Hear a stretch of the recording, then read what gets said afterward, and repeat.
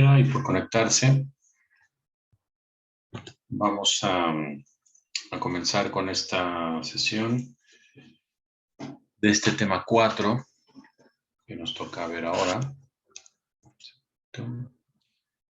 Entonces voy a compartirles la presentación que vamos a usar como guión, ¿no?, para esta sesión. Entonces, vamos a esperar que se abra esto y... Bueno, un poquito quisiera hacer una introducción sobre el enfoque que vamos a usar en este tema. Lo que hemos estado haciendo en los otros dos temas que me tocó con ustedes y que vamos a hacer también ahora, de alguna manera tiene que ver con un enfoque reflexivo, un enfoque acerca de los contextos, acerca de los elementos, los principios que rodean a los temas que hemos estado viendo. Este tema en particular, la libertad de la investigación, y que nos ha parecido pertinente este subtítulo de por qué hacer investigación clínica, quizá podría generar una cierta decepción en quien estuviera esperando un enfoque técnico de investigación clínica. Van a tener muchísimos módulos en adelante que son de esa naturaleza, que son técnicos. Pero he reiterado en algunas otras ocasiones que hemos hablado, que me ha tocado estar aquí con ustedes, hemos reiterado que es importante hacer al inicio un enfoque teórico global acerca de los principios que van a animar la perspectiva en la cual radica la propuesta de este diplomado. Una perspectiva ética, una perspectiva antropológica, una perspectiva intelectual en cierto sentido. Entonces, más que un enfoque técnico de investigación clínica, que repito, eso lo van a tener en módulos posteriores, en estos módulos estamos haciendo, y estoy seguro que con el profesor anterior también lo hicieron así, una serie de reflexiones de corte teórico, ¿no? Esta me parece que es la última asignatura de este corte. Lo demás, si había alguna desesperación, un poquito de, bueno, ¿cuándo entramos a lo concreto? ¿Cuándo entramos a lo, entre comillas, a lo real?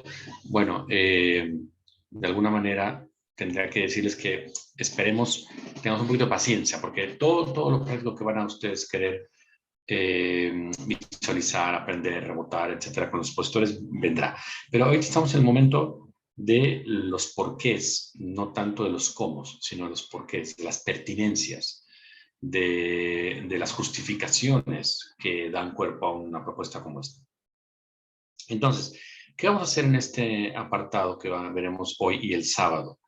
Vamos a hacer una reflexión teórica acerca de por qué investigar. Y en este caso, como la investigación clínica está de alguna manera enganchada a la ciencia, tendremos que hacer una inmersión acerca de por qué investigar en ciencia. Esto parecería una perogrullada, ¿no? Porque obviamente más de uno de ustedes se dedica ya a esto. Sin embargo, no es lo mismo hablar castellano que saber por qué se habla con la lengua que se habla. No es lo mismo saber manejar que saber por qué el diseño del auto que manejamos no es el mismo que el de un auto Fórmula 1. Es decir, los porqués cambian, los contextos cambian. Entonces, un poco igual acá, no se trata de inventar la plana a nadie de cómo haga la investigación, diga cómo la hace, ¿no? Sino, para eso hay otros espacios que, repito, ya tendrán, para analizar cómo se hacen los protocolos, etcétera, sino un paso atrás, que al final un paso atrás quiere decir un paso global, una perspectiva global, que quiere decir ¿por qué investigamos? O sea, ¿de dónde viene el fenómeno de la investigación? ¿De dónde viene el fenómeno que nos ha llevado a preguntarle a la naturaleza lo que queremos aprender de ella? Entonces, un poco ese es el contexto de esta sesión. Hay también, desde luego, un caso muy reciente, muy ad hoc, que se analizará el sábado. Se están cumpliendo 3 años de el hecho que se escribe en ese caso que ustedes verán para el sábado, entonces viene como muy pertinente lo que analizaremos en esa ocasión. Entonces, pues para entrar en detalle, vamos a ver, invenire, de donde viene investigación, algunos de ustedes sabrá, invenire en latín quiere decir encontrar.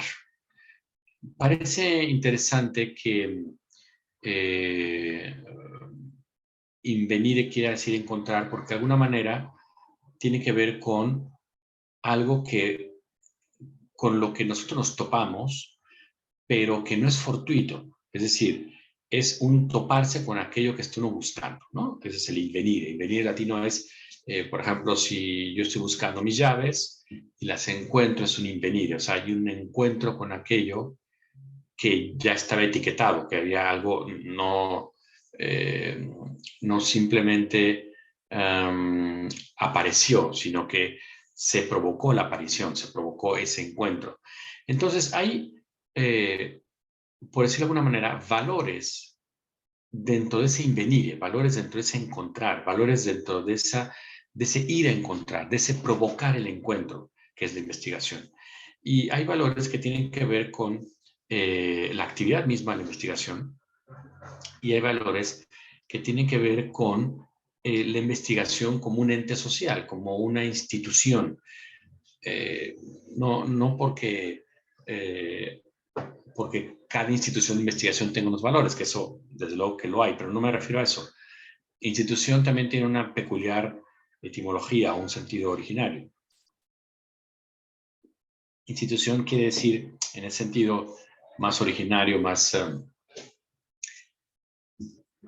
cultural, digamos, quiere decir una impronta y un legado, es una institución, una señal, un signo que se instala y que se queda, ¿no? Eso es una institución, una señal, un signo, un fenómeno que se instala y que se queda. Y entonces, pues, quizá un poquito más se ve reflejado cuando hablamos de las instituciones democráticas o las instituciones del Estado que tendrían que ser tendrían que estar más allá de los gobiernos, de que gobierne con gobierne, tendrá que haber instituciones que permanecieran. Un poquito en ese sentido, o sea, la institución es un fenómeno que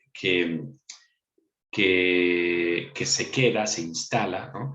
Entonces, hay como valores propios de la investigación, de este de encontrarnos a la naturaleza, que son propios de la labor de la investigación, y hay valores de la investigación como un fenómeno humano, como un fenómeno que culturalmente se ha instalado en nuestra civilización. Entonces vamos a repasar un poquito estos bajo la idea de responder esta pregunta anterior, ¿por qué hacer investigación? ¿No? Esa es un poquito la idea, responder por qué hay que hacer investigación. Y por eso intentaremos rastrear o hacer un repaso rápido de estos valores. Ahora, ¿por qué objetivos? Pues porque son per se de la actividad, ¿no? Ya decíamos que objetivo tiene esa etimología peculiar del objectum, ¿no? Lo puesto ahí, lo que es visto a la vista de todos, lo que está a la exposición de todos, ¿no?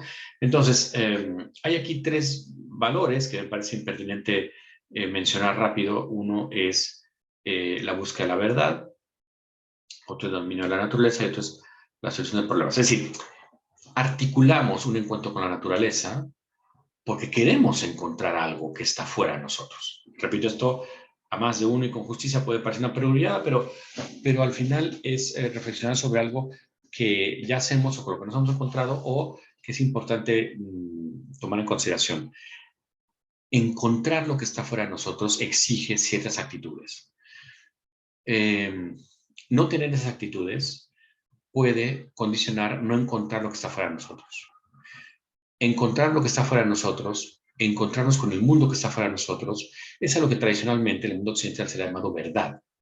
La verdad es una adecuación, desde la perspectiva clásica de cuño aristotélico, que no por mantener de manera anacrónica durante tantos siglos hay que absorber a rajatabla, sino porque parece que tiene un sentido común muy peculiar. Es decir, cuando nosotros inquirimos, cuando nosotros preguntamos algo, cuando nosotros vamos tras algo, es porque obviamente suponemos que lo hay. O sea, cuando buscamos es porque creemos que hay algo que encontrar.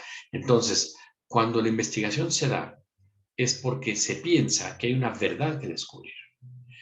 ¿Y qué quiere decir que hay una verdad que descubrir? Que eso exige una cierta actitud ante el mundo exterior. Es decir, en primer lugar, exige suponer que no bastan mis contenidos mentales, porque si no, no iría yo hacia afuera. Si yo me bastara y me sobrara con mis contenidos mentales, no habría investigación, habría introspección, porque bastaría con leer qué tengo en la cabeza y entonces me invento el mundo que quiero tener dentro de la cabeza. Y me invento en la cabeza que soy Napoleón o que vivo en Marte o que soy alemán o lo que sea, ¿no? Entonces me bastaría y me sobraría con mi discurso mental. Pero hay un triángulo que la civilización occidental ha insistido y le ha costado mucho, ha corrido mucha tinta para poder defender ese triángulo, que es el triángulo que hay entre pensamiento, realidad y lenguaje. Es decir, el pensamiento como la lectura, la construcción interna de la realidad en la que pienso que estoy, el lenguaje como la expresión de esa realidad y luego, lo más importante, el verdadero golpe de realidad, que es referirlo afuera, porque entonces yo voy a enterar al referirlo hacia afuera si esa construcción que me hice de la realidad no eran más que prejuicios, ideas, imágenes, ensoñaciones eh, o, o verdades, ¿no? Yo me voy a encontrar con eso hasta que lo articulo expresándolo, ya sea en un lenguaje simbólico, como puede ser pictórico, ideogramático, etcétera, o en un lenguaje verbal. O sea, eso es lo de menos. Entonces, esta idea del pensamiento, realidad y lenguaje es el triángulo occidental por antonomasia. Es el triángulo de la articulación de la presencia del hombre en la realidad. Si uno de estos tres elementos falta, si no hay pensamiento, no hay posibilidad de verdad, si no hay articulación en un lenguaje para expresar lo que estoy pensando, no hay posibilidad de saber qué hay fuera del mundo, y si no hay un mundo fuera, estamos en el solipsismo, estamos en la ensoñación, estamos en la mera reflexión o en la autorreferencia. Entonces, la búsqueda de verdad no hay que perder de vista que es un valor intrínseco de la investigación. Hay un mundo afuera que quiero descubrir, no porque me asome a ver qué encuentro cuando abro la ventana, no, sino porque tengo la ventana construida perfectamente con la intención de saber si al abrirla, como la quiero abrir, voy a encontrar eso que pienso que voy a encontrar. Es decir, es un encuentro dirigido, ¿no? No es un encuentro digamos, azaroso, ¿no? Sí, azaroso, aunque hay que reconocerlo, hay una buena dosis de contingencia, de azar, muchas veces en lo que se va encontrando, pero media antes una pregunta previamente articulada. Entonces, exige esta capacidad de articular un lenguaje que sea capaz de expresar lo que estoy pensando y que mi pensamiento tenga la capacidad de construir una imagen sobre el mundo que pretendo que está afuera. O sea, esas tres cosas requieren una serie de actitudes. Porque, repito, si fallan esas actitudes, o no voy a poder articular en mi mente una imagen del mundo que pienso que voy a encontrar o que creo en el cual me encuentro, no voy a poder articular tampoco una expresión lingüística, simbólica o verbal acerca que refleje lo que estoy pensando y mucho menos voy a enterarme que hay fuera. Entonces, hay actitudes que si no se tienen, condicionan ese acceso. Pongo un caso y lo menciono rápido porque quizá vaya a salir más adelante, pero lo menciono rápido. Por ejemplo, si mi actitud es que solo mis intereses personales preponderan, como se dice en el argot, en el caló mexicano, solo mis chicharrones truenan, ¿no? Si hay alguien de fuera de México, estoy seguro que no va a entender un ápice de esta expresión, pero es como, ustedes saben que la corteza del cerdo, una cosa que es difícil de explicar a la gente de afuera, la corteza del cerdo se consume en México, eh, a pesar de lo que uno puede pensar cuando escucha esa expresión, pero la verdad es que se ve muy apetitosa cuando está ya preparada, entonces ya cocida, bueno, frita más bien. La verdad es que es una cosa hiper deliciosa y que no es nada sana, pero que es muy deliciosa. Y entonces, cuando uno la muerde, cruje, ¿no? Truena, cruje.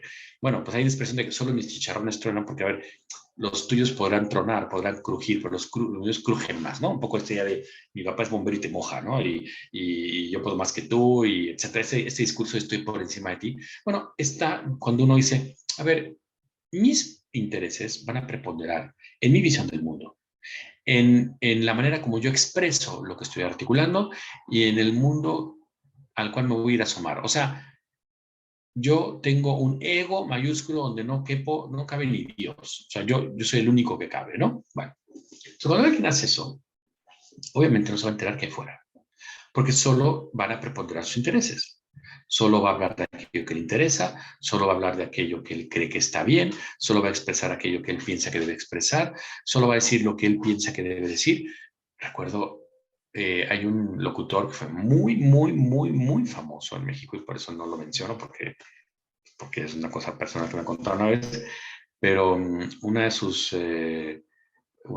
esposas, quizá fue la última, la penúltima, no sé, eh, decía que este hombre que tenía horas diariamente hablando en radio, que tipo el número uno en radio en México, durante muchos años, llegaba a su casa y pues la esposa quería platicar un poco, ¿no? Porque quería, ¿qué hacen las parejas? Platicar un poco cómo te ha ido, cómo ha estado el día, etcétera. Y este hombre llegaba y decía, no, yo ya hablé demasiado en el día, ya hablé toda la mañana, no pienso hablar. Sí, por favor, no me dejas la palabra. O sea, bueno, ¿cómo puede ser increíble que un líder de opinión, alguien que parecía dar causa a las inquietudes sociales más importantes, que servía como una catapulta para ventilar las preocupaciones más importantes de la nación, llegaba a su casa y hacía este ejercicio de preponderancia de mis propios intereses? Estoy cansado, mis cuerdas vocales están cansadas, ya hablé demasiado, me callo. O sea, es quizá esto un efecto de me importo yo y solo yo. Se entiende el cansancio y tal, pero claro, es como cuando uno da una misma clase varias veces a 3 grupos o 4 grupos diferentes y el cuarto grupo ya no repite uno lo mismo porque piensa que como ya lo dijo en otro grupo, ya no tienes que decirlo otra vez, pero pues ese grupo no tiene la culpa de que lo hayas dicho 4 veces, entonces quizá te llevas un 40% menos de lo que se vuelve el primer grupo, solo porque tú ya piensas que mentalmente ya desgastaste lo que tienes que decir. O sea, siempre que ponemos los intereses personales por encima o por enfrente, se obnubila alguno de esos 3 segmentos, o el pensamiento, o la realidad, o el lenguaje. Y entonces, ¿qué pasa? Que nos equivocamos. Nos equivocamos. O sea, una causa fundamental del error humano es, entre muchas otras, que hay varias, la preponderancia de los propios intereses. O sea, poner enfrente, poner por encima, poner por delante lo que a mí me interesa, no me va a ayudar a asomarme al mundo, no me va a ayudar a construir una imagen mental y no me va a ayudar a expresar esa imagen. Entonces, por eso exige actitudes. Esta búsqueda de la verdad que está en el eje de la investigación, de cualquier investigación, de la clínica desde luego, pero también en la científica y cualquier otro tipo de investigación, requiere una actitud. Y esa actitud, para, para llegar a esa realidad que está fuera de mí, no es un solo golpe, no es una sola actitud. Exige una combinación de varias actitudes, de varios fenómenos que se van logrando con las actitudes. Y al menos, que puede haber muchas más, pero al menos es importante señalar tres,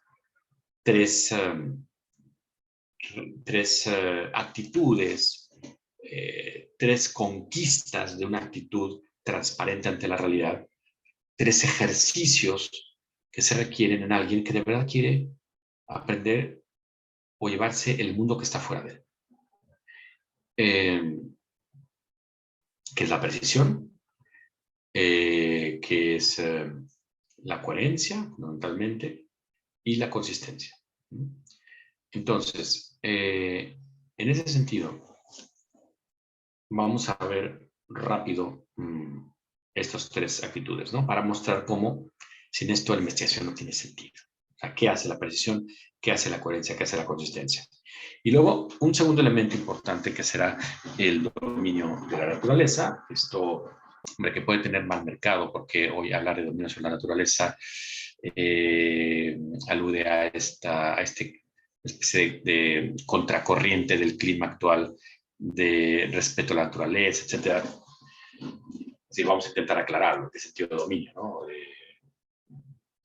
Tiene mal mercado la noción de dominio, porque en un sentido hoy tristemente ha perdido mucha de su semántica, de su rica semántica, pero hoy tristemente se le suele reservar un espacio solamente peyorativo, ¿no? Cuando dominio los hay de varios tipos, y vamos a intentar mostrar en qué sentido la investigación intentaría hacer un dominio sobre la naturaleza. Y luego una solución de problemas, que no es lo mismo.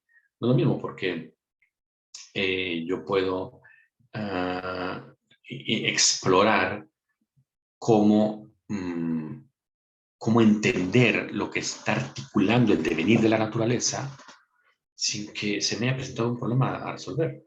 Y puedo tener un problema a resolver sin saber cómo rayos funciona la naturaleza. Entonces, ya lo intentaremos mostrar. Vamos al primero de ellos, que es la búsqueda de precisión. Vamos a ver. Esto que tienen ustedes allí, esta figura, quizá algunos de ustedes la conozcan, lo haya visto, es la representación más antigua que existe de los patrones de medida humanos. Es una pieza que se exhibe en el museo más antiguo del mundo, el primer museo que hubo en el mundo, el Ashmolean Museum, que está en Oxford.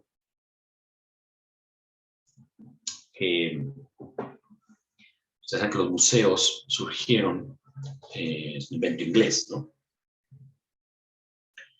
Es un invento inglés que consistía en un recinto donde se coleccionaban cosas clasificadas como efecto de las misiones y de las, sí,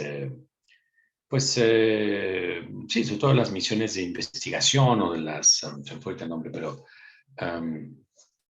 el intercambio comercial, político, cultural, etcétera, que hubo con América, pues generó una serie de expediciones, ¿no? Entonces las expediciones fueron a ver qué rayos se encontraron en el Nuevo Mundo y no solamente, también se empezó a hacer expediciones pues a los mundos desconocidos, hacia el norte de Europa, hacia el Asia no tan conocida, hacia el sur de los dos, tanto de África como del continente americano, recientemente encontrado. Fruto de eso se fueron coleccionando cosas, traían cosas y las juntaban y decían, ¿qué hacemos con esto? ¿Cómo lo clasificamos? ¿Qué nombre le ponemos? Porque tengo unas plantas muy parecidas que están en Brasil y en África. Qué cosa tan rara. Entonces, ¿cómo las clasificamos? ¿Por el sitio donde las encontramos? No. ¿Por el sitio, por el número de hojas? Pues tal vez. ¿Por el tamaño? O sea, el criterio de clasificación de las cosas encontradas, pues fue permitiendo el surgimiento de estos recintos llamados museos. Y los museos eran entidades que no eran para exhibir colecciones, como lo son ahora. Eran entidades para estudiar. Por eso los museos en su momento, y todavía varios de ellos, sobre todo en Inglaterra, conceden títulos académicos. Es decir, uno estudia un posgrado, una maestría, un doctorado en un museo. Emitido por el museo, porque el museo para enseñar tiene sus colecciones. Entonces las colecciones son tienen un carácter didáctico, ¿no? Entonces el primer museo del mundo, que Ashmolean, que hoy está en un sitio donde no estuvo originalmente, donde estuvo originalmente el primer museo del mundo, el Ashmolean, hoy lo ocupa el Museo de Historia de la Ciencia también ahí en Oxford. Entonces, en ese museo se conserva esta pieza, que es una pieza donde viene el primer patrón de medida universal que existe o que conocemos. Puede haber uno antes, pero es el primero que existe, o más bien el más antiguo que existe, donde se muestra cuánto mide un pie. Fíjense, ahí está un patrón de medida del pie, cuánto mide una mano, cuánto mide un brazo, cuánto mide un codo, cuánto mide una cabeza. Es el patrón de medida. Este es el primer intento de precisión, generar un patrón de contraste. Porque sabemos que en la medida que precisemos, descubriremos. O sea, en la medida que precisemos, nos llevaremos el mundo de fuera. Qué cosa más subjetiva que decir, ¿a cuánto está de aquí tu casa? Ah, pues está como a 10 minutos. ¿Qué es la manera, yo no sé si solo mexicana de contestar, ¿no? Pero hay países donde yo la primera vez que escuché, por ejemplo en España, ¿no? ¿A dónde, aquí está esa ciudad o ese lugar? Está a 20 kilómetros. Y dice, eso, qué rara respuesta. A 20 kilómetros, pero yo puedo ir más rápido, menos rápido. A mí, ¿qué me sirve que está a 20 kilómetros? Yo quiero saber a cuánto tiempo está. O sea, me contestaban con la distancia, cuando yo preguntaba el tiempo. ¿A cuánto tiempo está? Está a 20 kilómetros. Qué raro. Entonces yo decía, no, está a 10 minutos. Y obviamente con mucha lógica ellos contestaban. Y a 10 minutos, ¿a qué velocidad? O sea, yo puedo ir 10 minutos a velocidad de la luz y no me llega a la distancia que quiero llegar, ¿no? Si yo quiero saber a qué distancia está, no en cuánto tiempo llegas, ¿no? Entonces, son cosas subjetivas, de apreciación subjetiva. Entonces, los parámetros me articulan este requisito indispensable en la búsqueda de la verdad, que es la precisión. Vamos a ir a asomarnos al mundo, necesitamos de precisión. ¿Quieres articular una imagen en tu cabeza del mundo que tienes fuera? Precísala. ¿Quieres que yo me entere qué rayos tienes en la cabeza? Precisa la expresión o permíteme precisarla o confundirla. Porque claro, si yo hago una mala presión de mis palabras, no tiene por qué nadie entenderme. O sea, esto es un lenguaje rebuscado, que no es raro, un lenguaje rebuscado, un lenguaje muy barroco, ¿no? Muy dominguero, con frases que ya nadie usa. Bueno, pues entonces va a quedar muy poco preciso qué diablos tengo en la cabeza, qué estoy queriendo expresar, ¿no? Entonces, la precisión es un embudo en la búsqueda de la verdad, un embudo que me lleva directamente a la, a la naturaleza. Bueno, ¿cómo le llamamos al metro en el sistema métrico decimal? Pues la 10 millonésima parte del meridiano terrestre, ¿no? Muy bien, pero se requirió de un patrón de medida, de un patrón que precisara esa idea de metro, porque hace muy difícil la referencia, la 10 millonésima parte del meridiano terrestre. O sea, yo quedo con eso para medir una tela, para vender una tela. Pero quiero un patrón útil, otra vez, que me refiera a la realidad, que me aterrice en la realidad, que me haga la realidad transparente. Gracias a esa precisión, yo puedo decir, señor, esto es un metro de tela y se lo puedo vender. Todavía hay ciudades en Alemania, sobre todo medievales, donde en algunas paredes todavía se mantienen los patrones que los comerciantes tenían que seguir por la autoridad, puesta por la autoridad. Entonces iban a medir su propio patrón, sobre todo los comerciantes. A ver, esto tiene que, es el patrón de medida de la vara, de la legua, de lo que fuera, ¿no? La medida que requirieran. Entonces le iban y sacaban su referencia ahí, entonces estaba acreditada, estaba autorizada, porque seguía el patrón de medida. Bueno, todos conocemos esta barra de rodio e iridio que se conserva en las oficinas de pesos y medidas de París, afuera de París, y que, bueno, por hoy solamente tiene un sentido ya más bien anecdótico, cultural, donde se conserva el patrón metro, como es esta barra, el patrón PES, el patrón kilogramo, y que, bueno, pues con el tiempo, y no por influencia de algún comerciante latinoamericano, pero ese kilogramo pues ya no pesaba un kilogramo, ¿no? Sino pues porque fue perdiendo masa, obviamente, por una descomposición natural de los materiales, y bueno, hizo necesario que pues, las referencias, otra vez, la precisión fue presionando para que estas medidas pues, no fueran ya, imagínense ustedes, como eh, ya para mediciones a nivel atómico, o para mediciones ni siquiera a nivel atómico, a niveles de celulares, ¿no?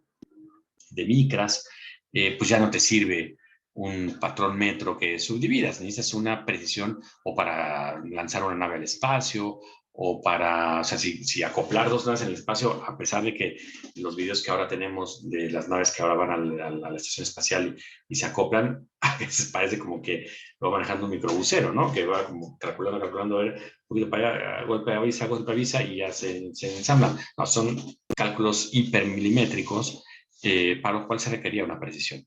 Y por eso, pues, se van necesitando de precisiones, de nomenclaturas más precisas, como la distancia recorrida por la luz en el vacío, en esta cantidad de segundos, ¿no? Que es hoy por hoy y no en cualquier medio, o sea, hay un medio especial, de un gas particular en el cual se hace esta medición, pues porque requerimos de precisión. Entonces, la precisión es uno de los ejercicios más importantes para el avance de la búsqueda de la verdad. Sin precisión se distorsiona el acceso, se distorsiona la construcción mental y la expresión lingüística. Ahora, bueno, una cosa antes, nada más digo, de la coherencia y consistencia. Esta precisión tiene que permitirme ir articulando las ideas. No puede ser que la precisión funcione como un elemento obviamente distorsionador de mi acceso a la realidad.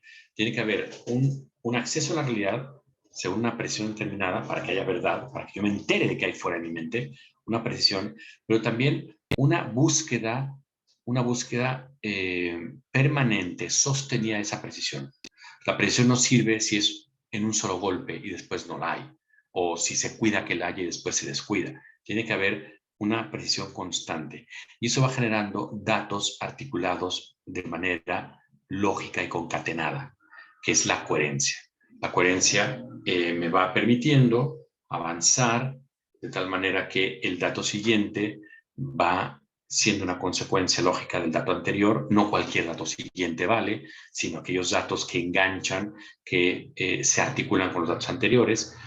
Entonces, la investigación, este invenir, este encontrar, no es el juego loco de las facultades que está buscando un camino y luego otro. No, no, es una búsqueda coherente con los datos que voy articulando en función de la precisión, y además que es consistente, es decir, que esos datos que voy concatenando tienen un sentido en el todo, ¿no?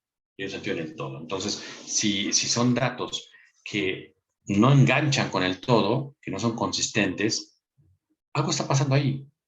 O esa investigación está mal hecha, o al revés, está tan bien hecha que estamos encontrando algo que no esperábamos, ¿no? Por ejemplo,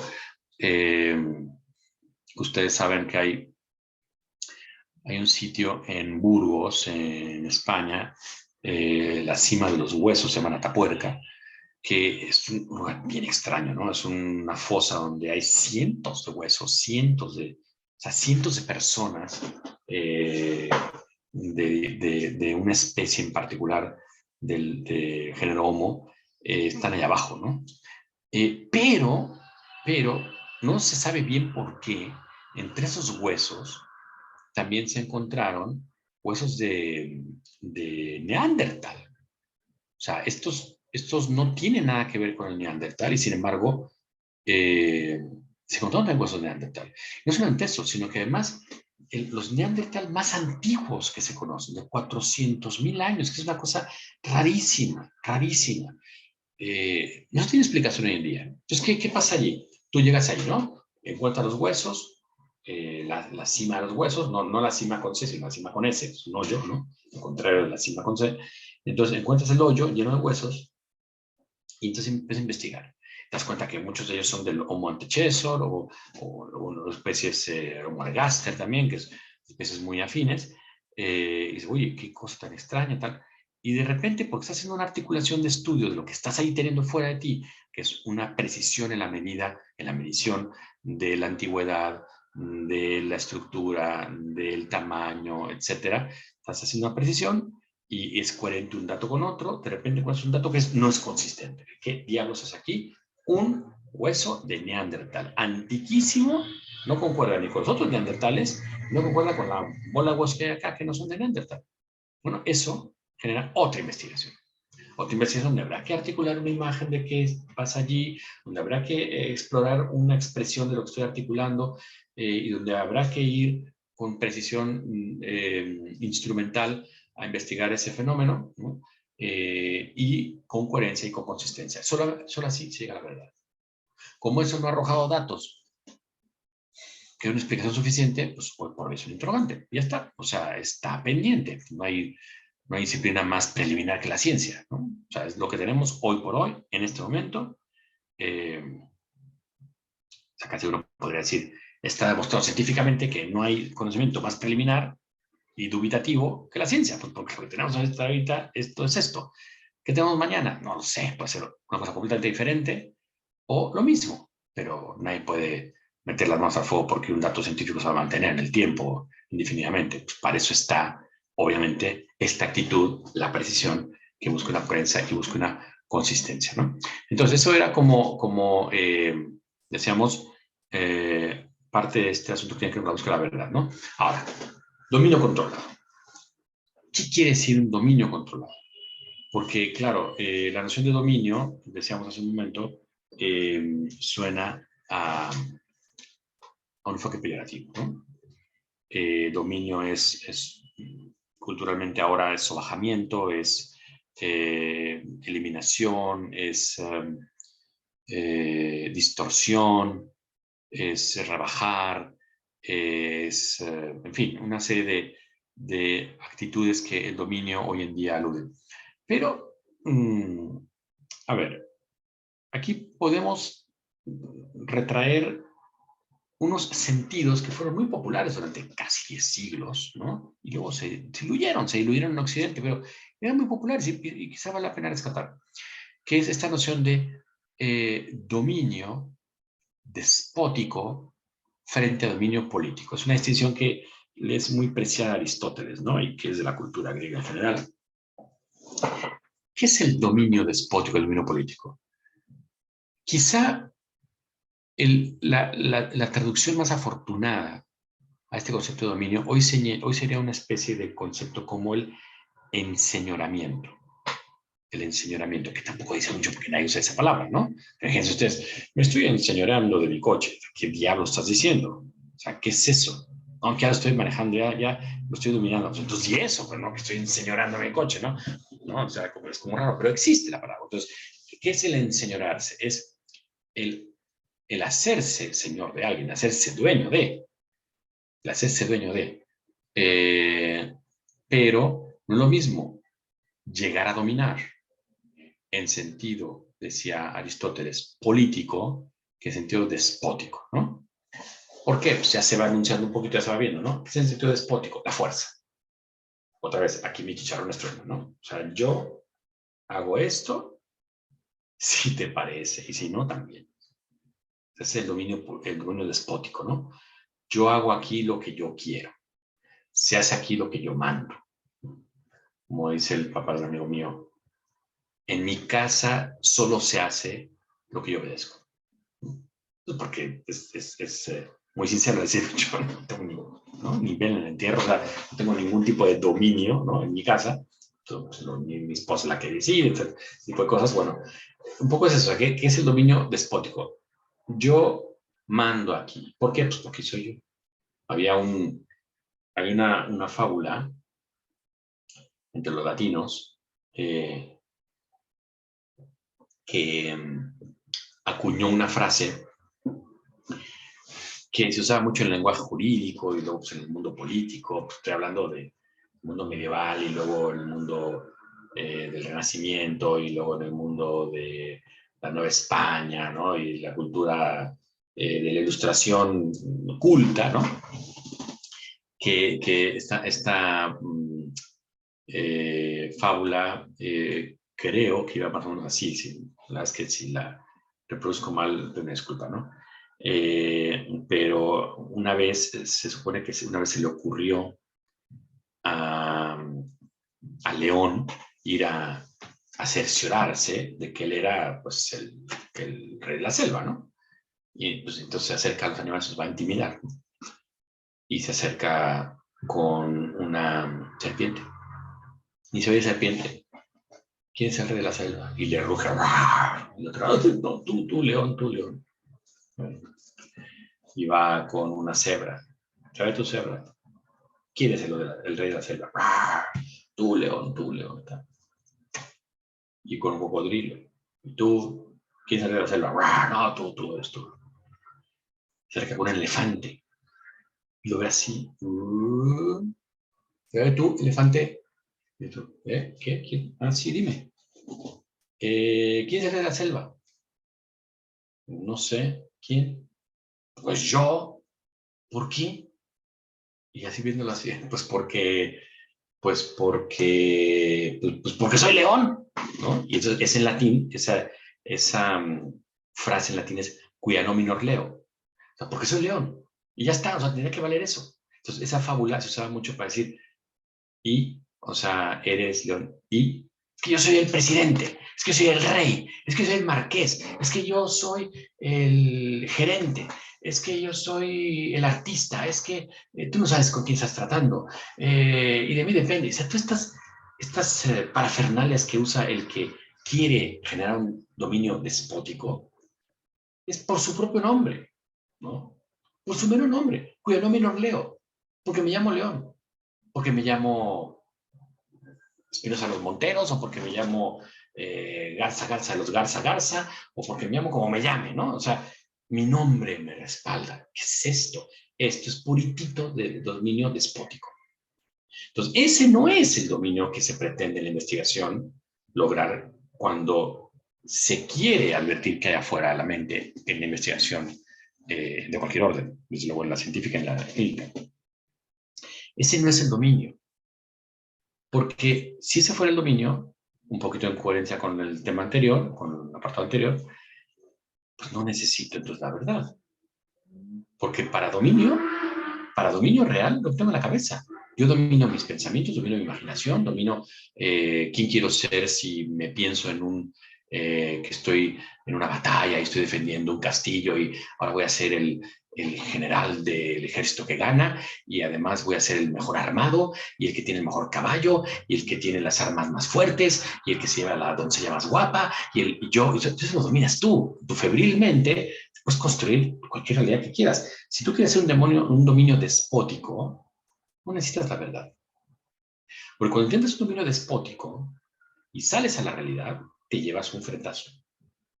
Que las realidades, naturalmente, en el 99% de los casos, no se sujeta al dominio despótico. O sea, no hay manera, solo porque tú quieras, a pesar de lo que digan estos ejercicios, no sé, si se quiere de autoayuda o de esoterismo barato, de el decreto, lo que voy a decretar, que me va a ir bien, voy a hacer un ejercicio donde voy a mencionar estos mantras y mencionándolos me va a ir bien en este tiempo. No tiene nada, o sea, no tiene nada que ver con que te hagas una imagen mental, porque quieres tener éxito solo porque lo imaginas, muy bien, no salgas de tu casa, ya lo tienes garantizado, lo tienes en la cabeza. ¿Quieres tener éxito real? Hay que conquistarlo afuera de la cabeza, donde está la realidad. Esa es la verdad, lo que está fuera de nuestra mente. Entonces, en la investigación pesa más en esa búsqueda de la verdad, que esa búsqueda quiere llevarse una comprensión manejable de la naturaleza. Es el dominio político. ¿Qué es el dominio político frente al despótico? El dominio donde no mando yo, sino donde encontramos maneras de manejar, maneras de conducir, maneras de articular. Político en el mundo griego, que es donde sale esta idea de dominio despótico frente al dominio político, es el arte, no de la negociación, eso es una manera más contemporánea de entenderlo, porque en negociación siempre hay un ganar y un perder, o un ganar y un ganar. No es eso el dominio político. El dominio político es la gestión de una situación, de un fenómeno, en función de lo que puede ese fenómeno y de lo que puedo yo. Si yo sabré si puedo levantar una roca de 400 kilos, sabré si puedo, si soy capaz de gestionar las leyes de la naturaleza y poner el punto de apoyo donde lo necesito para instalar una palanca o una polea o algún artilugio que me permita a mí repartir esa fuerza y entonces, moviendo un dedito, subir 400 kilos una piedra. ¿Qué estoy haciendo ahí? Un dominio controlado, un dominio político de la naturaleza. Es decir, una gestión de esas leyes que estoy encontrando para una necesidad que tengo de comprensión. Entonces, en ese dominio político, sería absurdo que el ser humano intentara, que el ser humano, imagínense ustedes, intentara tener un dominio despótico sobre la naturaleza. Cuando lo he intentado, así nos ha ido. Crisis ecológica, crisis climática, crisis alimentaria, crisis económica, crisis política. Pero la gente quiere hacer lo que le regala la gana y uno solo, pues hay problemas sociales. Cuando le da la gana al que gobierna los dineros mover el dinero como él piensa que tiene que ser y solo verte él, así nos van las crisis económicas y así en cualquier aspecto que uno quiera explorar. Entonces, este diagrama que está puesto allí, en primer lugar, superior a la izquierda superior, pues es el diagrama que nos ayudó a calcular las fuerzas para llegar a la Luna. Necesita un dominio controlado de la naturaleza para llegar a la Luna, para saber qué fuerzas poner en conjunción, el impulso que va en la nave después de que escapa de la fuerza gravitatoria de la Tierra y luego aprovechar la gravedad que tiene la Luna sobre la nave, etcétera, ¿no? Lo mismo, esta imagen del virus del ébola, la misma historia. O sea, yo he visto un dominio controlado de cómo se replica, cómo funciona, ¿no? Para poder plantear una vacuna que permita erradicarlo, o, por ejemplo, yo creo que hay pocas disciplinas médicas donde el dominio controlado ha avanzado tanto. Esto estoy hablando desde mi puritita ignorancia, obviamente.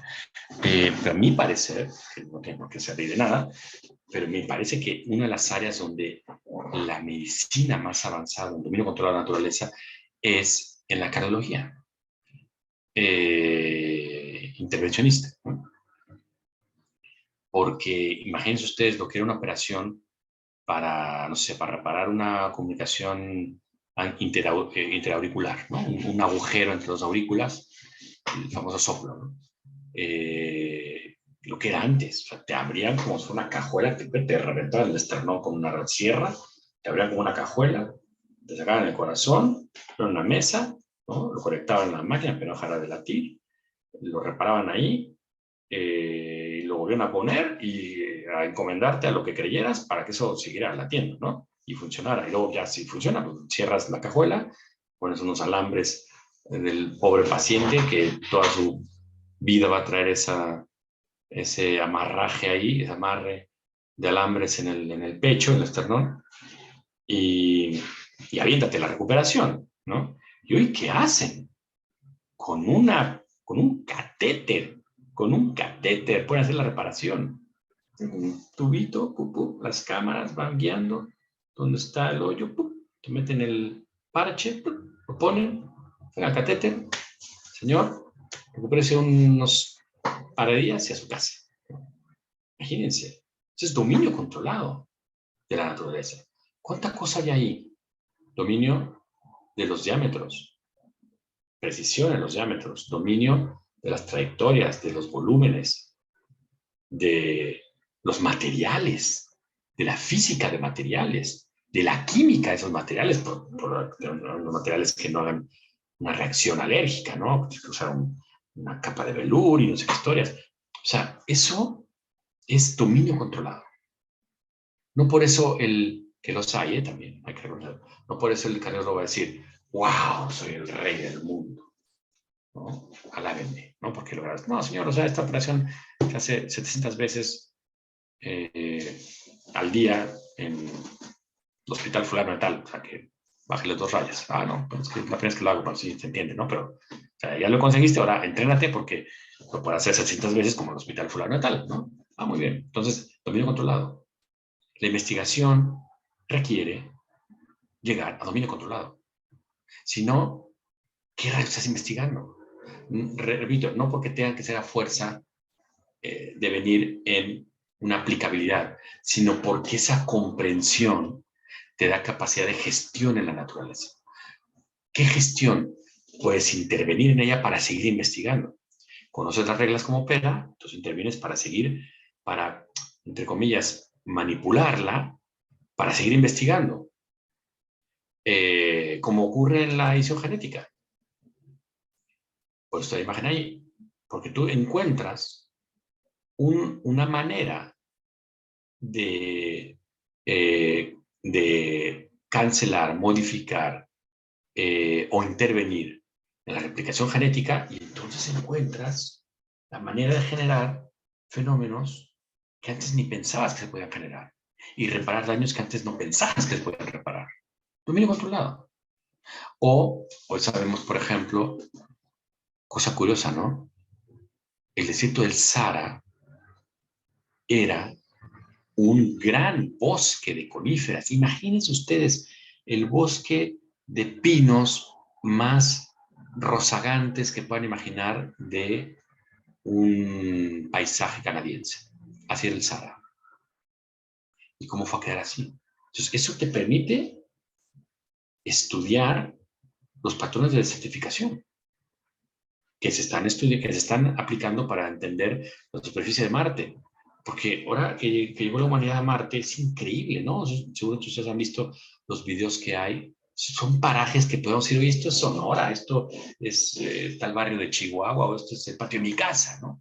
O sea, la piedra como está quebrada, igual que en la Tierra, el sonido, hay videos que ha publicado la NASA con el sonido de Marte, el aire como golpea, idéntico que la Tierra. Hombre, más de uno dirá, pues, ¿qué esperabas? No, pues nada, pero es que es otro planeta, o sea, no es la otra parte de mi país o del continente, es otro planeta. Entonces están estudiando ahora qué hizo que este sitio tenga parajes tan desolados, porque para allá vamos, para allá vamos. Entonces, si se conoce que es el Sahara tuvo un proceso de certificación, pues entonces eso permite un dominio controlado al momento de interactuar para poder resolver un problema que es no quedarnos todo el planeta como el Sahara, ¿no? Entonces, son 3 actitudes que tienen que ver con un valor per se de la investigación. La investigación es valiosa por sí misma. ¿Por qué? Porque supone un encuentro con la realidad que está fuera de ti. Eso exige a su vez una articulación de los datos que vas encontrando para lograr la coherencia y una articulación global con toda la propuesta que es la consistencia. Entonces es un primer dato, un acceso a la realidad que está fuera de nosotros. Eso es valioso per se porque nos ayuda a saber que nosotros no somos la realidad. No somos la realidad. La realidad nos rebasa y entonces podemos ir hacia ella, eso es la verdad. La verdad es encontrarse con esa realidad. Además nos permite un dominio controlado y además nos permite solucionar problemas, ¿no? Entonces, esto, repito, que para más de uno puede decir, bueno, pues esto sí. Y, bueno, pues un poco la idea de por qué es valiosa la investigación en general, ¿no? Bien, si gustan, dado que nos hemos comido ya aproximadamente una hora, haremos un descanso de 15 minutos para seguir con los valores funcionales y luego seguir adelante con el discurso de, bueno, muy bien, eso es la investigación. Y luego, ¿por qué se necesita regularla? Porque la investigación y una propuesta como este diplomado que trata de ética y normatividad, hay que justificar por qué rayos se le puede ocurrir a alguien si investigar es esto y si asomarse a la naturaleza es ganar en conocimiento de ella, en dominio controlado, en solucionar problemas, ¿por qué vas a meterme cortapisas? ¿Por qué vas a meterme límites?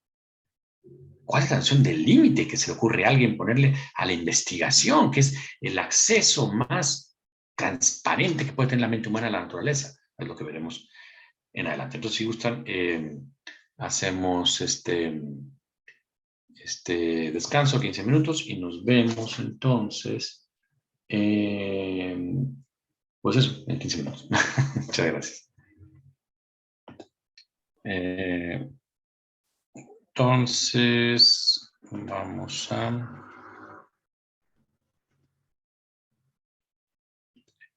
volver aquí. Entonces, estamos hablando de estos valores, tanto valores objetivos, decíamos, de la investigación, que tienen que ver con valores per se de esta actividad, que es ir al encuentro, si queremos poner un poquito más cursi, ¿no? Etimológicamente, investigar es ir al encuentro de la naturaleza, al encuentro de la realidad. Entonces eso implica una serie de valores de por qué tiene que ser pertinente per se, por el solo hecho de ser investigación, la investigación. Y en este caso es porque nos lleva al encuentro con la realidad que está fuera de nosotros, es decir, nos lleva a la verdad, para lo cual exige, decíamos, consistencia, coherencia y precisión, y porque no es un dominio controlado y nos ayuda a solucionar problemas, ¿no? Bueno, ahora, una cosa es eso y otra cosa es hablar de los valores de la ciencia o la investigación en general como institución, es decir, como eh, como un rasgo característico, transversal.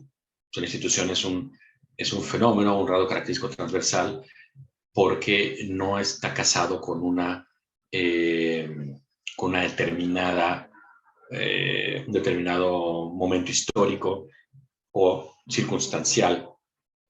Lo que es una institución, su existencia y su permanencia no está determinado por una circunstancia en particular, sino que es global en general, ¿no?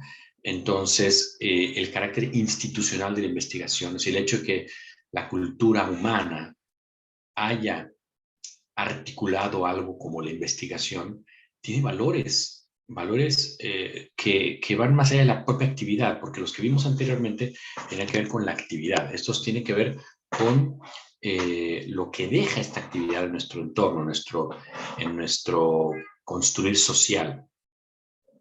Y estos valores, que pueden ser otros, ¿verdad? O más o menos, si quieren, pueden fundir algunos, pero es importante, al margen de cuáles son o cómo les pongamos de nombre, lo importante es decir, a ver, la investigación no es una actividad que hacen unos señores raros, extraños, que están apartados de los intereses reales de la sociedad. Sabes, las culturas somos muy injustas, ¿no? Y los pueblos son muy injustos y tenemos al investigador como un sujeto exótico que hay que mantener cuando hay otras prioridades más importantes, ¿no? Esa percepción de que el investigador sobre todo, quizá aquellos que no están involucrados en investigación aplicada o que no están involucrados en investigación de ciencias, sino de humanidades, ¿no? O de ciencias sociales. Todavía ciencias sociales podría verse un poquito más como útil, pero a las humanidades les va muy mal en esto, ¿no? Porque no parece que tenga mucho sentido que a alguien le paguen por estar hurgando a ver cuáles son las variantes de las vocales en la recepción novohispana del alfabeto griego, ¿no? O sea, eso alguien puede decir, bueno, ¿y esto a mí qué rayos me interesa? ¿Por qué tenemos nuestros impuestos que estarse destinando a esto, ¿no? ¿O por qué tendría que haber empresas que se preocuparan de esto cuando hay otras cosas más importantes, ¿no? Bueno, pues tiene mal mercado la investigación como institución cultural, porque parece que está más al lado de la actitud personal. O sea, eso que dijimos hace un momento, los valores de la búsqueda de la verdad, del dominio controlado, de la solución de problemas, tiene que ver con sujetos concretos y con sus intereses también. O sea, tiene que ver con seres humanos concretos. Y entonces pareciera que la investigación tiene sentido en la medida que le es importante para alguien, no porque sea importante per se para la cultura o para la sociedad, ¿no? al margen de algunos que quieren dedicarse a eso. Me parece que no tuviera este valor per se, y lo tiene un valor per se, tiene un legado, tiene una impronta que deja en la sociedad el hecho de asomarse a la realidad con esta actitud o actividad llamada investigación. El primero de ellos es que gracias a la investigación se crece en universalismo. Hay que insistir en esto, que ya lo mencionaba antes, me parece en clases anteriores. Universal, unum versus aliud, lo común no obstante lo diferente. Unum versus aliud, lo común no obstante lo diferente. ¿Qué es lo universal? Lo conectivo, lo que da sentido global a la realidad, porque me ayuda a saber qué tienen de común realidades diversas y porque eso que tienen en común las hace inteligibles. No solamente las hace clasificables o diferenciables, porque lo que es diferente entre sí, pues eso se clasifica y se diferencia, se mete en estancos diferentes, se mete en divisiones diferentes y ya está. Pero una cosa es tener la capacidad de dividir y diferenciar, y otra cosa, un ejercicio mucho más profundo de la intelectualidad, que es intentar encontrar lo común, la conectividad. ¿Qué conecta realidades diversas? ¿Qué une a la economía digital con el cuidado del medio ambiente?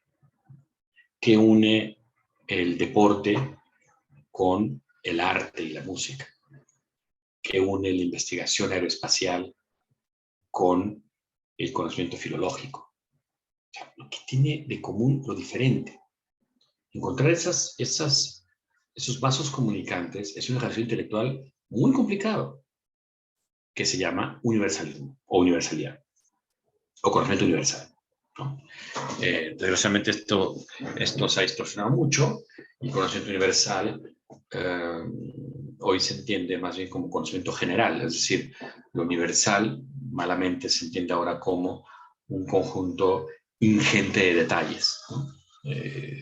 Un conocimiento universal sobre el árbol, saber todo lo que puede saber de los árboles. No, ese es un conocimiento generalista del árbol, ¿no? Y acaba siendo de generalidades. Pero bueno, es otra discusión epistemológica que tenemos que hablar aquí.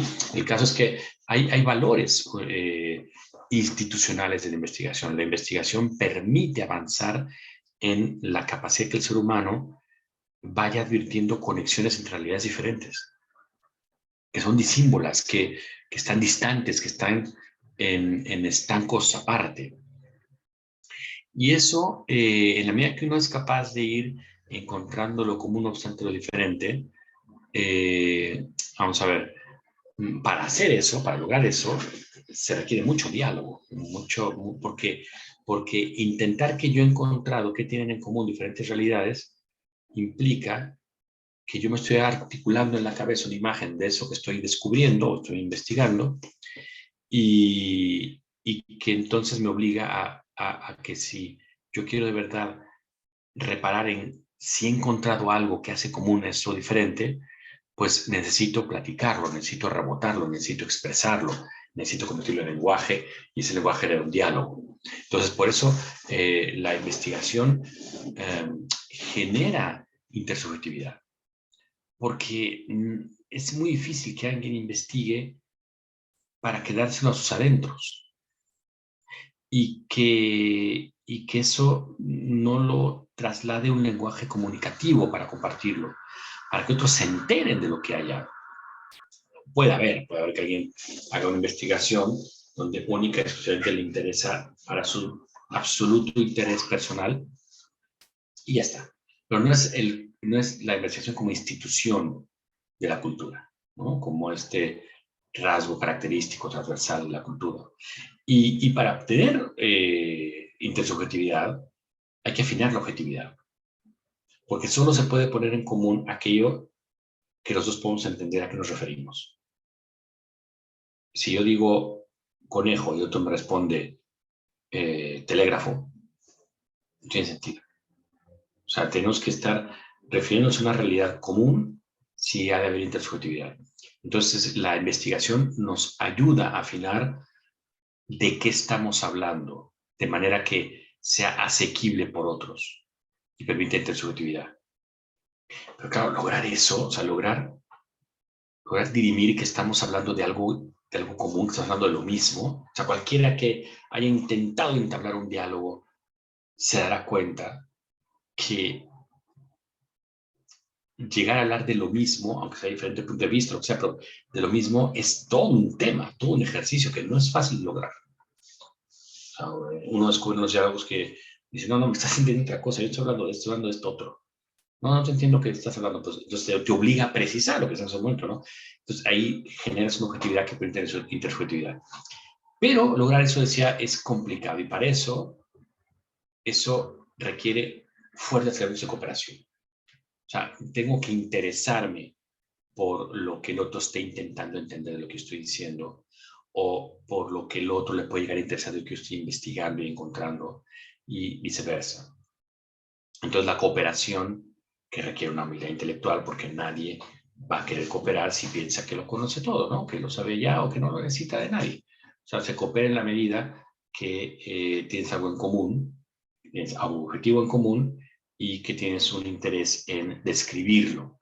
Entonces se coopera porque al final que el otro te dé su feedback, te diga, mira, entiendo perfectamente lo que dices, pero yo estoy subiendo de otra manera. Yo pienso que estás perdiendo de vista tal. Y eso es una cooperación también, es una cooperación para el entendimiento del otro, ¿no?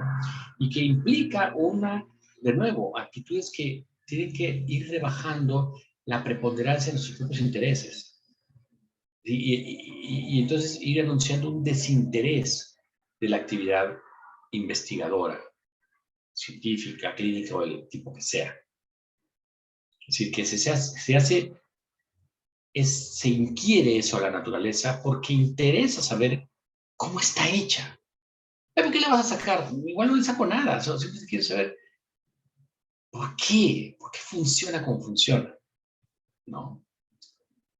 Y, y eso genera también que aquello que voy encontrando lo consideremos como preliminar, siempre, siempre como preliminar. Difícilmente como definitivo, siempre como preliminar. Porque el carácter objetivo, el carácter verdadero, el carácter universal de lo investigado es contextual. O sea, siempre hay que aclarar en qué condiciones esto es así, como lo estoy encontrando.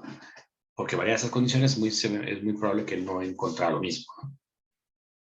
Esto genera un cierto escepticismo organizado, es decir, una actitud por la cual yo sé que ninguna búsqueda es definitiva, siempre es asintótica, se va acercando cada vez más a la verdad, porque pues, si ya llegara yo a descubrir la verdad absoluta de lo que sea, ¿no? Pues en ese sentido, ya no sería yo ser humano, sería una deidad, porque el ser humano, obviamente, por sus propias características epistémicas de sus propios órganos, solamente pueden llevarse información preliminar, acotada y contextual. O sea, me llevo algo de texturas, soy capaz de advertir colores y figuras, también de escuchar sonidos, de tener sabores, de registrar olores, y ¿qué hago por eso? O sea, ahí tiene que haber una articulación, y esa articulación implica pues ir dialogando qué vas encontrando, qué vas entendiendo por tal o cual cosa que vas tú investigando. No sé si me explico. Es decir, el servicio organizado quiere decir una capacidad de poner entre paréntesis el aparente éxito absoluto de un descubrimiento o de algo que se encuentra en la investigación. O sea, es preliminar, porque estamos estructuralmente hechos para ir conociendo poco a poco, poco a poco. El hecho de que nuestro conocimiento dependa de los sentidos, dependa de la mediación contextual en la que están engarzados los sentidos. Los sentidos son la cadena más clara de que nuestra manera de conocer, o sea, es el encadenamiento más claro a la realidad, de que nuestra manera de conocerla es aspectual y preliminar. Porque la información que nosotros los sentidos es completamente sesgada. Me refiero a que la textura no es el olor.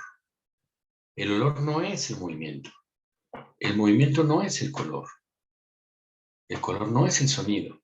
Es decir, me da información, muy bien, pero yo tengo que articular la información. Entonces, porque estamos hechos para percibir desarticuladamente. Entonces, lo que tenemos que hacer es articular. Si yo estoy sintiendo, estoy hablando con usted, estoy sintiendo un contacto en el hombro, ¿quién está acá? ¿No? ¿Quién está aquí? Porque tengo que articular este estímulo que siento en el hombro con la situación de estar en esta habitación, dar una clase, etc. Entonces, estamos hechos para conocer,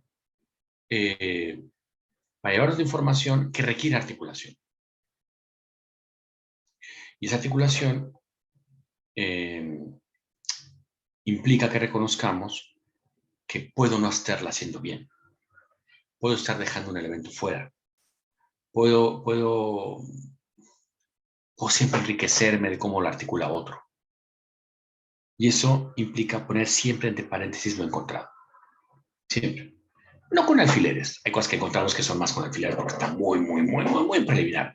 Pero las cosas que encontramos bien. Es contextual. Es absoluto. Entonces lo ponemos, bueno, entre paréntesis, tampoco para dudarlo, pero sí para decir, a ver, he encontrado esto, pero bueno, no darle más peso que tiene, ¿no? Per se.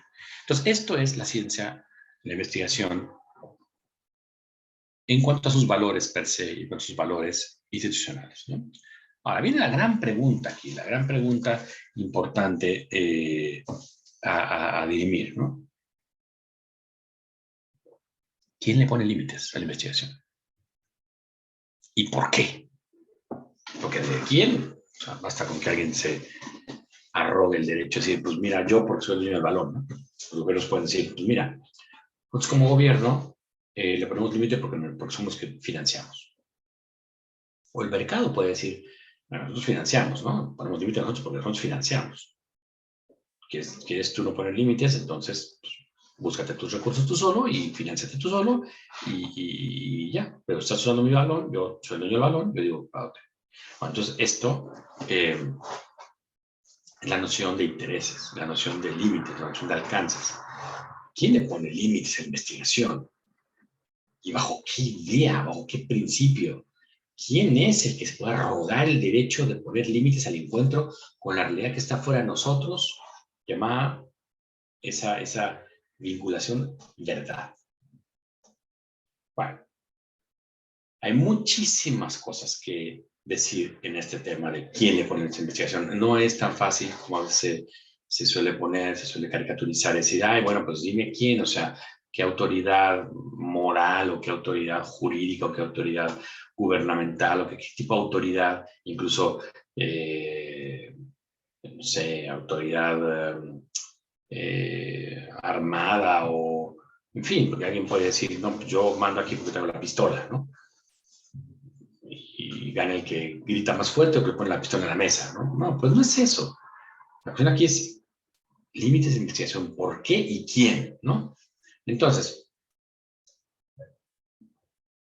aquí quizá hay que hacer varias acotaciones. En primer lugar, estamos hablando de libertad de acción, no libertad de conocimiento. Claro, esto puede sonar a un recurso bastante sacado la chistera, porque puede ser, bueno, sí, pero no me dices nada, porque al final el conocimiento es una acción también, o sea, quiero conocer, tengo que actuar para conocer. No puedes salir con que, ahí es libertad de acción, pero no de conocimiento. Entonces tú conoces lo que quieras. Sí, pero para conocer lo que quieras, necesito seguir actuando en el conocimiento. Eso implica hacer una serie de cosas, a lo mejor las que tú no vas a estar de acuerdo, porque por eso me quieres limitar mi investigación, ¿no? Entonces tampoco es tan sencilla la distinción. Sin embargo, hablar de libertad de acción frente a la de conocimiento, pareciera que la de conocimiento, o sea, pareciera que el conocimiento es menos limitado, porque podemos imaginar todo lo que queramos imaginar y eso todo lo que queramos imaginar más uno, siempre. O sea, no tiene una cortapisa, no tiene un límite el conocimiento. En cambio, la acción sí, la acción es concreta, en un espacio-tiempo determinado, en unas circunstancias dadas, en todo un ambiente contextual, ¿no? Eso es la acción. Lo propio de la acción es la circunstancia que la rodea, no el protagonista, no el resultado, ni siquiera lo que la anima. O sea, lo propio de la acción es que está circunstanciada. Si no, no sería acción. Vamos, lo esencial de la acción es eso, que esté circunstanciada. Y otra cosa es si es una acción buena, mala, regular, pésima, interesante o no, oculta o ignorante. Eso es igual. La acción de suyo es contextual. Entonces, una ética de la acción es una ética de los contextos. Casi es un pleonasmo, ética y contexto. La ética es una valoración de los contextos. ¿Por qué es ético esto y no esto otro? Esa respuesta será un contexto valorativo. Entonces, cuando se habla de que los límites de investigación hacen más alusión a la libertad de acción que el conocimiento, se está diciendo propiamente que el limitar la investigación es no hacer ciertas cosas, o sea, está impidiendo hacer ciertas cosas, que el ser humano al cual se le está prohibiendo eso renuncie a su capacidad de intervenir en la realidad, que eso es accionar, eso es actuar, intervenir en la realidad. Cuando barro una habitación, cuando manejo un auto, cuando doy una clase, cuando descubro un planeta, esas acciones es intervenir en esa realidad. Es dejar de mirar mis conocimientos y llevarme otros. Es interactuar para rebotar eso que estoy yo viendo. O sea, el conocimiento parece que no tiene límites. La acción parece que vive del límite, porque está aquí una hora, ¿no? Entonces, bajo esta caricatura, pues es obvio que alguien diga, ¿y bajo qué vas a querer limitarme? O sea, ¿vas a querer limitar solamente mi actividad científica, es decir, mis protocolos, mi manera de articular las observaciones que haga, la operatividad instrumental? O sea, ¿qué es lo que quieres limitar? Pues mi conocimiento, nada, ¿eh? No se puede jamás. No puedes ponerme, no sé, casco, ¿no? Que me aísle del mundo eternamente. No se puede. Entonces, en ese sentido, esta idea de libertad de acción y no de conocimiento, bueno, tiene estas peculiaridades, ¿no? Y por eso se ha llegado a poner que en caso de límites, que una cosa es la ética individual y otra cosa es la ciencia universal. Porque en las actividades, en las acciones, la ética, pues uno busca un criterio de valoración, ¿no? Es lo que uno busca en la ética, un criterio de valoración. Pero claro, de una acción o que yo hice o que me interesa a mí saber cuál será un criterio de esa valoración de esa. O sea, pero es un interés mío. Mis intereses no son de la sociedad, mis intereses no son los del gobierno, mis intereses no son los del planeta, son míos. Entonces, esto hace que la noción de ética individual choque con la de ciencia universal. Porque la ciencia tiene una vocación de conocimiento de la realidad en su conjunto. La investigación tiene una vocación de conocimiento de la realidad en su conjunto. No, no de un solo aspecto, no de un aspecto doméstico, poquitero, ¿no? No.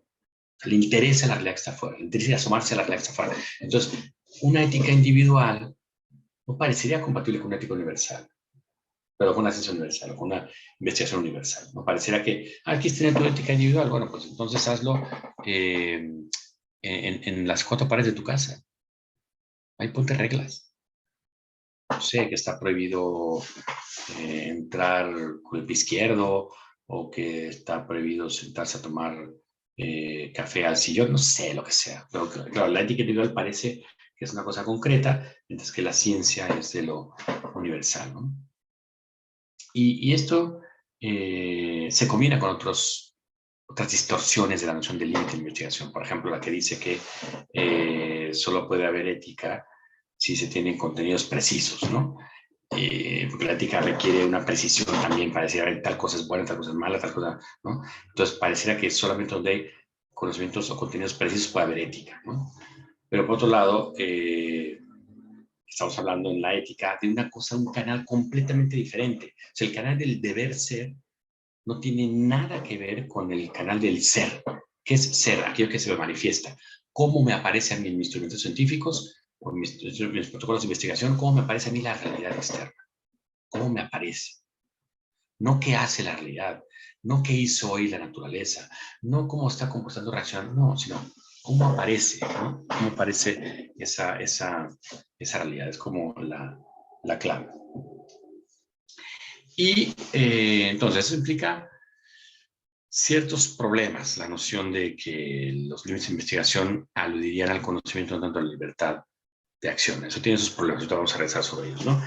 Y tiene otros problemas, porque una cosa es la racionalidad teórica y otra cosa es la racionalidad práctica. O sea, los límites de investigación, ¿de qué lado están? Del lado de la racionalidad teórica, es decir, ¿qué me está vedado preguntarme? O bien de la realidad práctica, racionalidad práctica, ¿qué me está prohibido hacer? Hacer en el sentido de una acción cuyo resultado está fuera del sujeto, ¿no? O sea, tiene que hacerlo. Entonces, el hacer no es el ser, no es el conocer, ¿no? Bueno, entonces aquí el punto es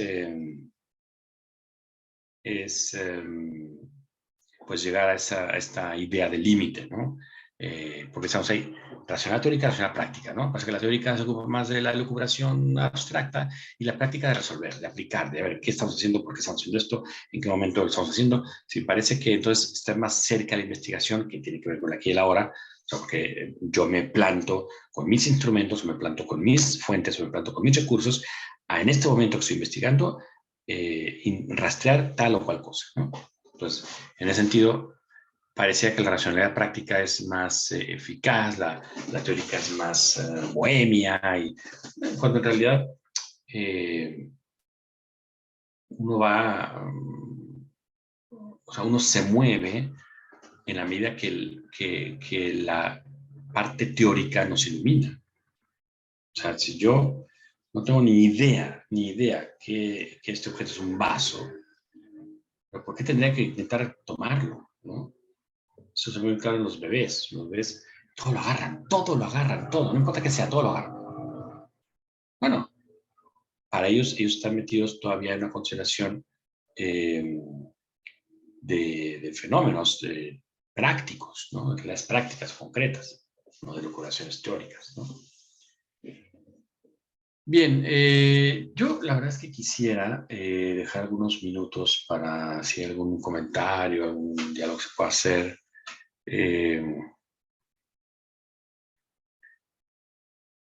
Porque si no voy a tener que dejar muy cortas algunas cosas y solamente quisiera quedarme hasta acá.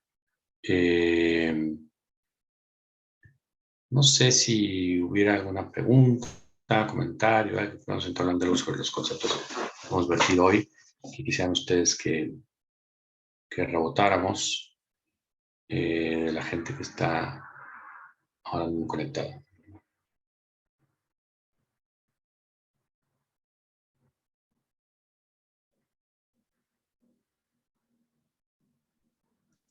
Una pregunta. Adelante, por favor. ¿En qué podríamos tener como soporte por escrito parte de lo que nos acaba de plantear? Porque la verdad para mí es muy complejo este tema.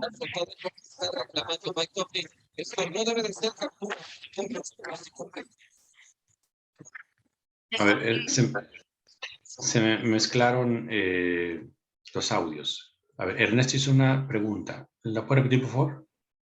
Sí, claro, algún texto o algo que nos oriente para tener, al menos para mí, mi capacidad intelectual no me permite tanto semántica de este tipo. Sí. A ver, intentando tener alguna referencia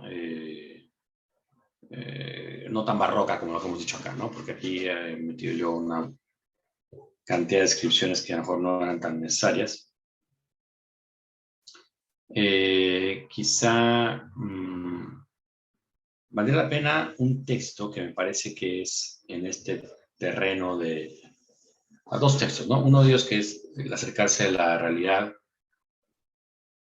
poniendo énfasis en cómo acercarse a la realidad, cómo que el conocimiento acerca de la realidad implica darle prioridad a la realidad y no tanto a nosotros, aunque somos nosotros interesados en acercarnos a ella.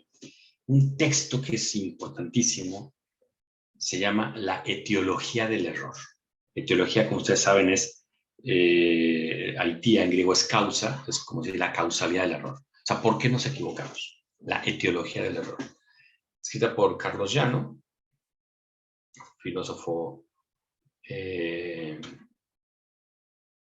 fallecido hace algunos años, que identificó de una manera, me parece, muy acabada, no por decir insuperable, porque nada es insuperable, pero muy acabada, cómo hay causas de que nos equivoquemos en el conocimiento de las cosas, en el conocimiento de la realidad y, por supuesto, en la investigación, pues porque obviamente tiene que ver con acercarse a la realidad, causas del error que tienen que ver con actitudes psicológicas nuestras y con vicios éticos claros. Es un texto, en ese sentido, me parece a mí fundamental para entender cómo el ser humano se relaciona con la realidad que tiene fuera. Etiología del error, editorial EUNSA, es uno. Y luego hemos estado hablando aquí, todavía no hablamos de una noción muy importante que es la noción de límite, pero que me parece que hay un texto que es así como paradigmático en ese terreno, que se llama El bien y el mal en la ciencia, de Evandro Agazzi, Agazzi con doble Z. El bien y el mal en la ciencia, Evandro Agazzi, editorial Tecnos.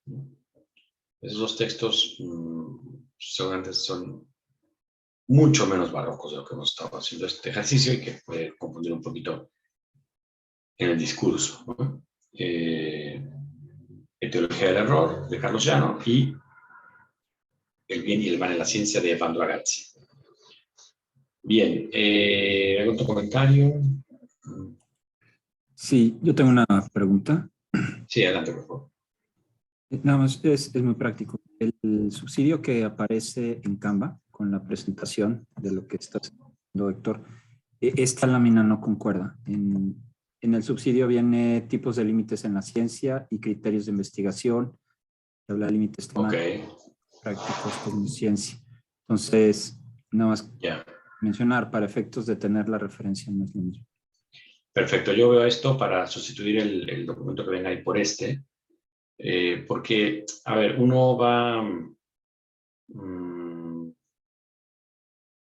afinando, ¿no? Como ustedes les habrá tocado hacer también alguna vez, va afinando no solamente el modo, sino también los temas que uno es poniendo. Entonces, hay versiones anteriores de esta presentación donde he metido otros temas que todavía no, me parece que no son tan relevantes de tocar, y en cambio se incluyen otros. Por ejemplo, y ahorita que me dices eso, yo creo que seguramente en esa presentación que yo no, es que tenía que haber tenido más atención y ver y seleccionarme que fuera exactamente esta versión la que tuvieran.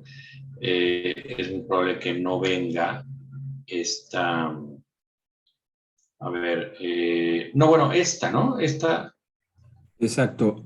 sí viene, ¿no? Okay. Esta sí viene. ¿Viene esto? ¿Viene esto? Dame un segundo. No. Porque ok, es eso. La presentación que está cargada en el sistema en Canva tiene 7 láminas. Después de la institución común viene la que acabas de mostrar, tipos de límites en la viene esta. Investigación. Y luego última que dice investigación clínica, protocolos de investigación clínica, consentimientos, comité de ética. Claro. Mismo organizador. Entonces tiene menos. No viene esta. Esta no, ni tampoco la del mapa. No viene esta, ni esta. No, esa sí. Ya, la del mapa no. Exacto, esta del mapa no. Ya. No, entonces es un error de mi parte. Tengo que corroborar que tengan ustedes la versión más actualizada. De acuerdo. Y bueno, pues muchas gracias por... No, gracias. Gracias a ti. Por el detalle, ¿no? Bien. ¿Otro comentario?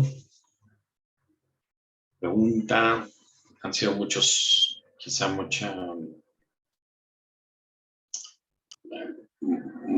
mucho merodeo para llegar a 3 ideas, ¿no? Entonces, pero bueno.